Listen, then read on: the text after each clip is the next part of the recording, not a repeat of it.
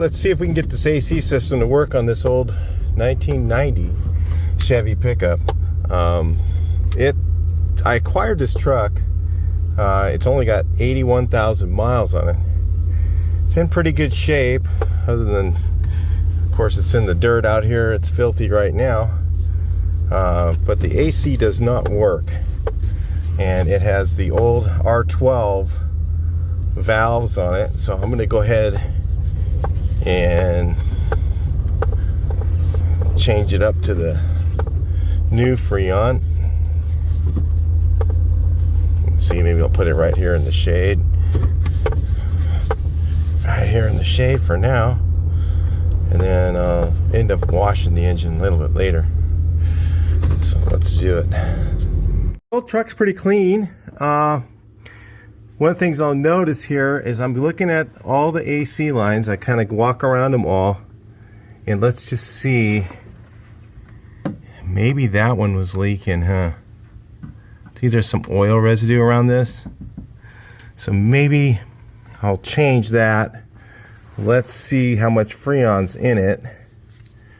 I'm seeing here signs of, anytime you see moisture areas like that, remember, Freon is a gas. Well, it's a liquid that turns into a gas, right?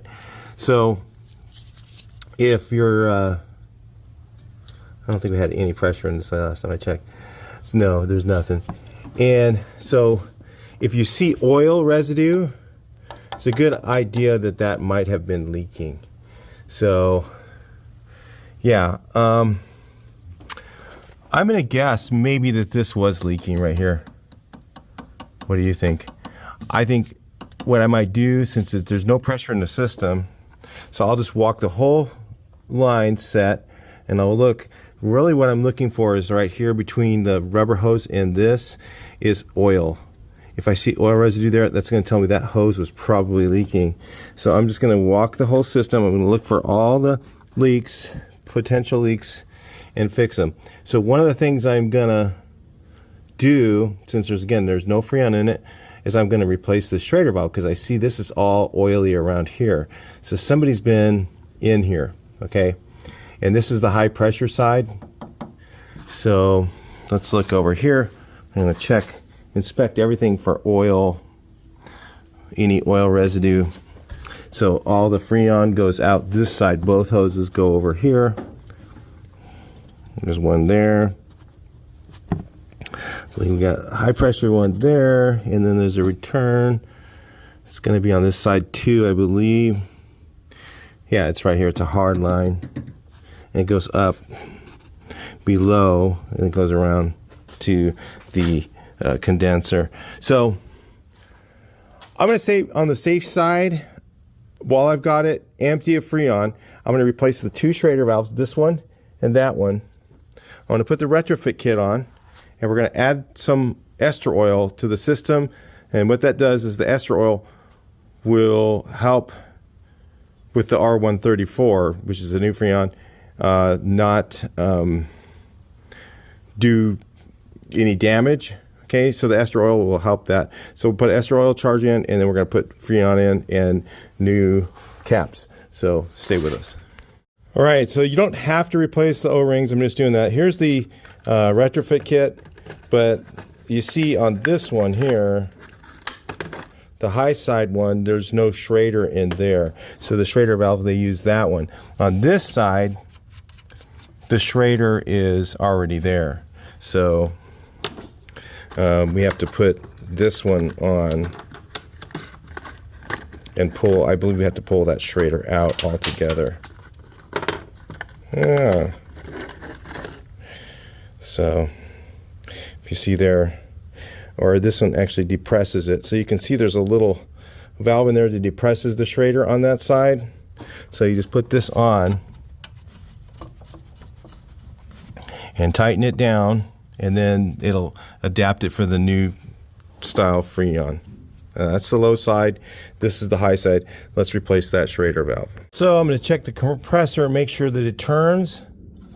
And it turns pretty freely. I don't have any binding spots in it. So the compressor's probably okay. Most importantly, it probably just leaked the Freon out. Again, guys, this is precautionary, but I got a new O-ring. It's oiled with air conditioning oil or ester oil. And then we'll put this on here. Reason we use ester oil because it mixes with R134 and with the other one. Okay, and then I'll just go ahead and tighten this down.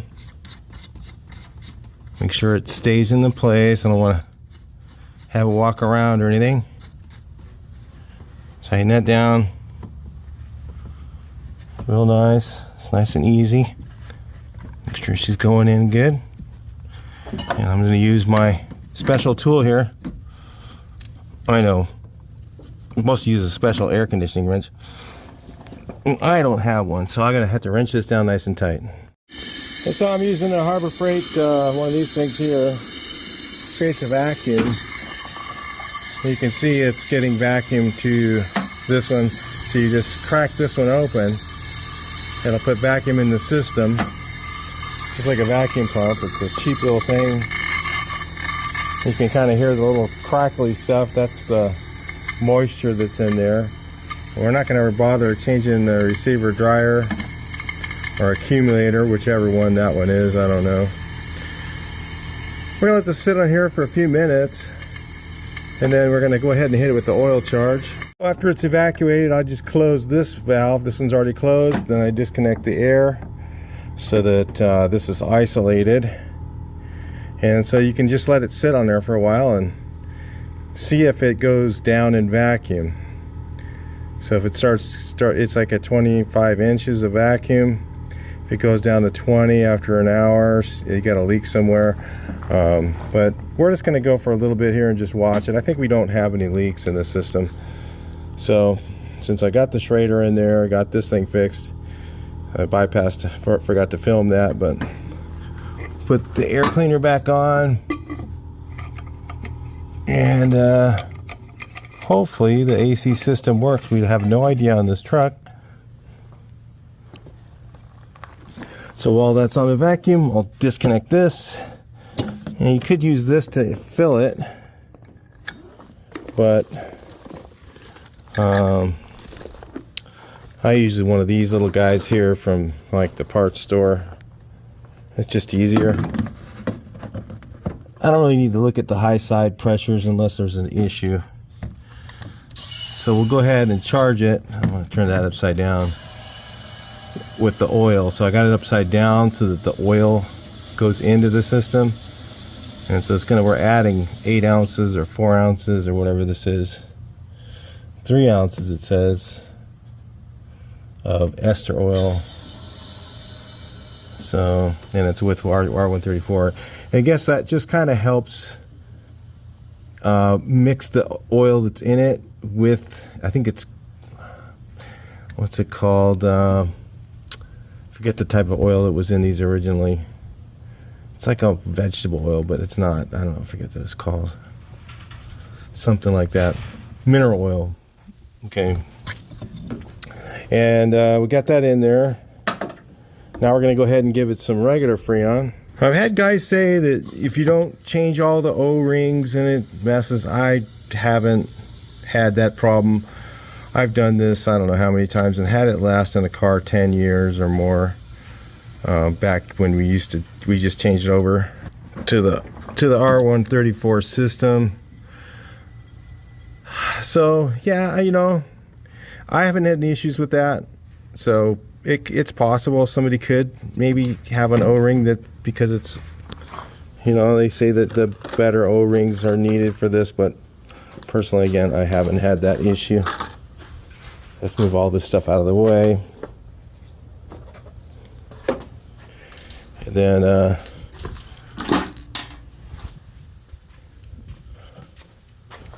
give it a fire here in a minute. Fire it up, put the AC on, and see if she blows cold.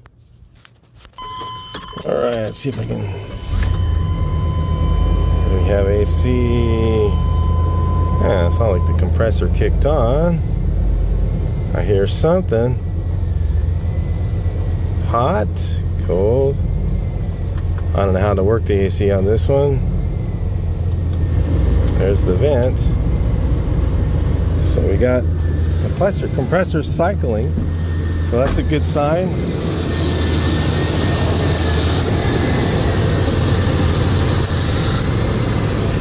I'm just going to add this in while it's cycling, because when it cycles, it'll start to suck it in faster.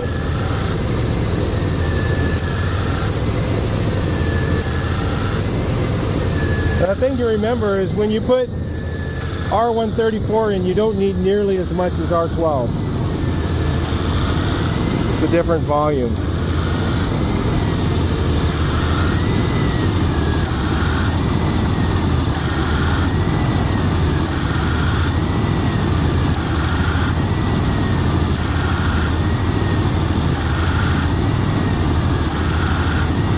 Kind of want it not to cycle. That's what we're looking for right now. It shouldn't cycle like that all the time.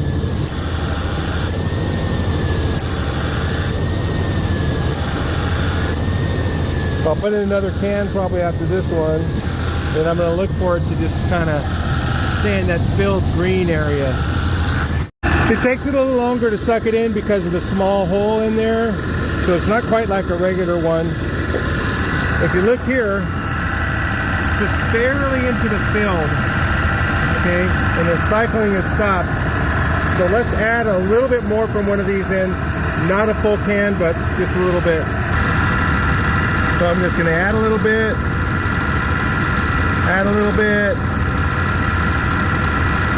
just do a little bit from this can, and that's going to be it. Okay, so we're still between here. You don't want it way up to the top. Okay, so that should be about right. So I've added just maybe I don't know how many ounces that is from the second can. Not very much. And we've got cold air going on in here.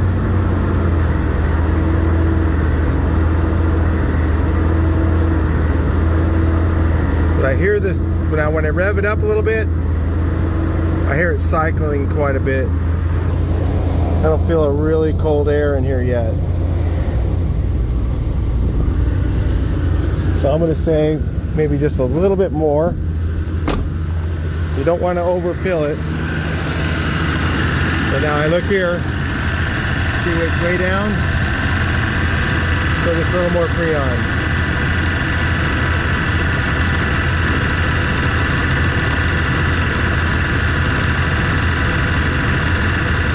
It shouldn't really cycle that much.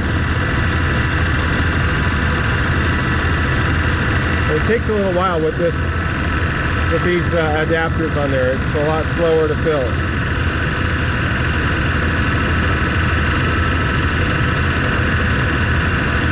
I'll bring it back in when it's full.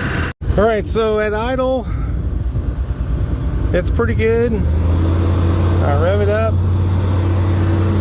Shouldn't be cycling that much. Maybe I can rev it up from out here so you guys can see. Shouldn't be cycling that much when it's revved up.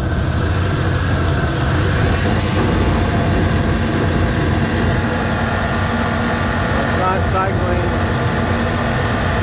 when it's revved up much.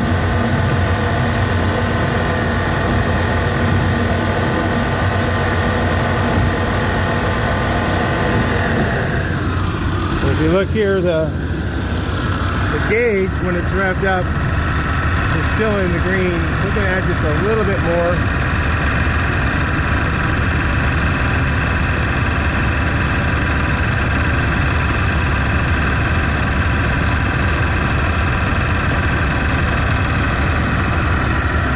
And then watch the gauge when it's revved up.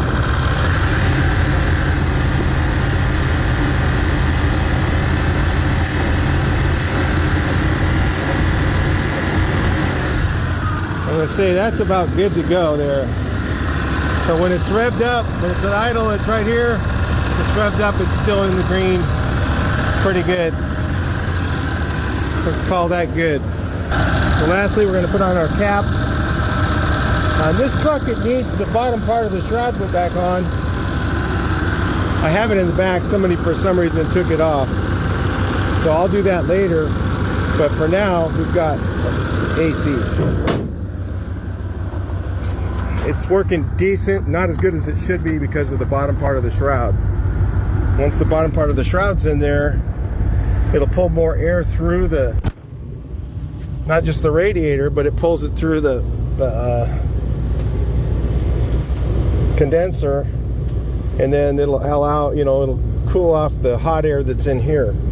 Basically what air conditioning does is transfers the air from the cab to the outside of the vehicle, and kind of does it in an inefficient way. So anyway, looks like we're all charged up. That's all there is to it. I'll talk to you guys in the next video. Please like, share, and subscribe.